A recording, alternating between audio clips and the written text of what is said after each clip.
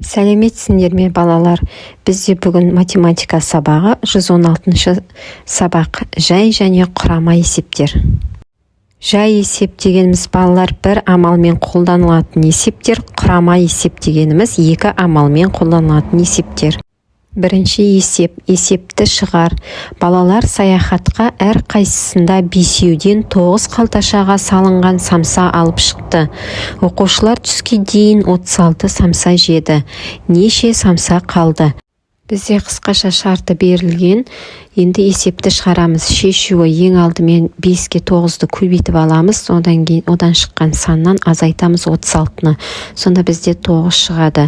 Жауабы 9 самса қалды. Бұл бізде құрама есеп болып табылады. Екінші есеп. Бірінші тапсырмадағы есепке бір кері есеп құрастыр және оны шығар. Қысқаша шартын құрып аламыз. Бізде болды әр қайсысында 5-ден 9 қалташа, қалғаны 9, желінгені белгісіз. Шешуі ең алдымен 5-ке 9-ды көбейтіп аламыз. Одан шыққан саннан азайтамыз 9-ды. Бізде 36 шығады. Сонда жауабы 36 самса жеді. Үшінші есеп, есепті шығар. Саяхатқа балалар 35 шоколад алып шықты. Олардың 8 шоколадын қыздар жеді. Қалған шоколадтарды 9 ұл теңдей бөліп алды. Әр ұл неше шоколадтан алды? Шартын құрып аламыз. Бізде барлығы 35 шоколад, қыздардың жегені 8 шоколад, қалғаның 9 ұл теңдей бөліп алды. Сонда әр ұл қанша шоколадтан алды? Шешуі 35-тен 8-ді азайтамыз, оны 9-ға бөлеміз. Сонда бізде 27-ні 9-ға бөлгенде 3 шығады. Жауабы әр ұл 3 шоколадтан алды. Төртінші есеп, сызба бойынша есеп құрастыр, оны шығар. Шартын құрамыз. Сызбада бізде қыздар 8 шоколад жеді, 9 ұл 27 шоколад жеді, алды деп тұр. Сонда әр ұл қанша шоколад және барлығы қанша шоколад болды? Шешуі 27-ні бөлеміз 9-ға 3 шығады, 8-ге қосамыз 27-ні 35 шығады. Жауабы бізде әр ұл 3 шоколад алды, барлығы 35 шоколад болды. Бесінші есеп, есепті теңдеу құрып шығар. Теңіз жағасында 18 қайық және одан 2 есе кем кеме болды. Теңіз жағасында неше кеме болды? X көбейту 2 тең 18, X-тен 18-ді бөлеміз 2-ге, X-тен 9, тексереміз 9 көбейту 2 тен 18, 18 тен 18. Алтыншы есеп, буындарының ұзындығы 2 см, 4 см және 3 см-ге тең сынық сызық сыз. Ұзындығы осы сынық сызықтың ұзындығына тең кесінді сыз. Ең алдымен буындары 2 см, 4 см, 3 см сынық сызық сызып аламыз.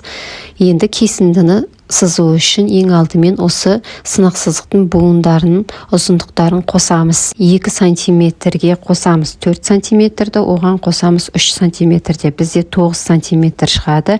Демек бізге кесінді 9 см болатын кесінді сызу керек. Жетінші есеп, көрсетілген өлшем бірліктеріне түрлендір. 2 дециметр 6 см тең 26 см, 5 метр 3 дециметр тең 53 дециметр, 86 дециметр тең 8 метр 6 дециметр, 20 см тең 2 дециметр. Сегізінші есеп, тиісті амалдар таңбасы мен сандарды тап. 21 қосу 3 қосу 11 тең 35, 68 азайту 20 көбейту 4 қосу 30, ең алдымен 20-ны 4-ке көбейтіп аламыз, одан 68-ден азайтамыз, одан кейін шыққан санды қосамыз 30-ға. Тоғызыншы есеп, есепті шығар. Саяхатта жүріп балалар 2 литр шырын және одан 6 литр артық су ішті. Балалар шырынға қарағанда неше есе артық су ішті? Қысқаша шартын құрып аламыз. Шырын 2 литр, су бізде белгісіз, бірақ шырыннан 6 литр артық. Балалар шырынға қарағанда қанша есе артық су ішті? Шешуі ең алдымен судың мөлшерін тауып аламыз. 2-ні қосамыз 6-ға тең 8, 8-ді бөлеміз 2-ге тең 4. Жауабы балалар шырынға қарағанда 4 есе артық су ішті. 10-шы есеп, кім жылдам? Өрнектердің мәнін тауып, оған сәйкес әріптерді кестеге қой. Жасырын сөзді оқы, ол туралы білетініңді айтып бер. 9 көбейту 2 18, 3 көбейту 3 9, 8 бөлу 4 2, 3 бөлу 1 3, 7 көбейту 2 14. Бізде жасырын сөз шарын деген сөз шығады. Сау болыңдар балалар. Видео ұнаса лайк басып каналға тіркелуді ұмытпаймыз.